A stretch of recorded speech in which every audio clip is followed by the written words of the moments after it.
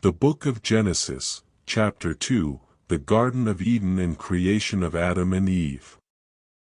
And so the whole universe was completed. By the seventh day God finished what he had been doing and stopped working. He blessed the seventh day and set it apart as a special day, because by that day he had completed his creation and stopped working.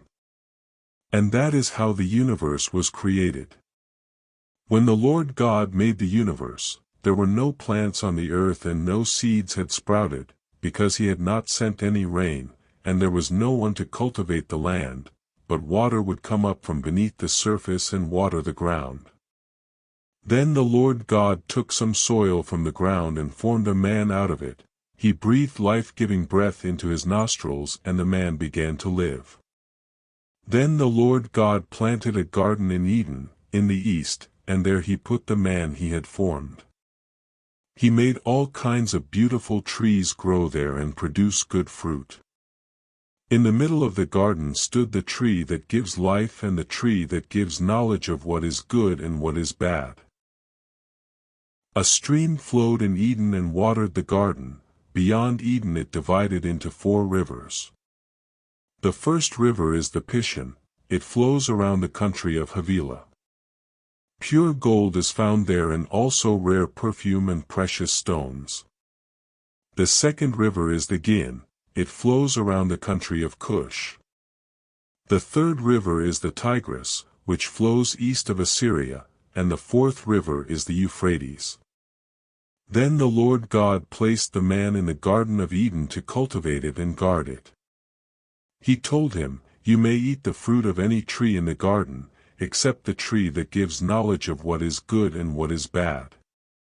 You must not eat the fruit of that tree.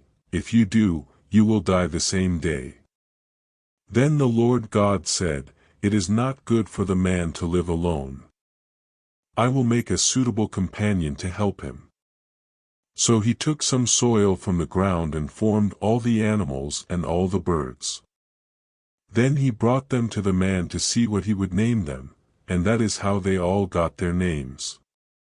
So the man named all the birds and all the animals, but not one of them was a suitable companion to help him. Then the Lord God made the man fall into a deep sleep, and while he was sleeping, he took out one of the man's ribs and closed up the flesh. He formed a woman out of the rib and brought her to him. Then the man said, "At last, here is one of my own kind, bone taken from my bone, and flesh from my flesh. Woman is her name because she was taken out of man. That is why a man leaves his father and mother and is united with his wife, and they become one." The man and the woman were both naked, but they were not embarrassed.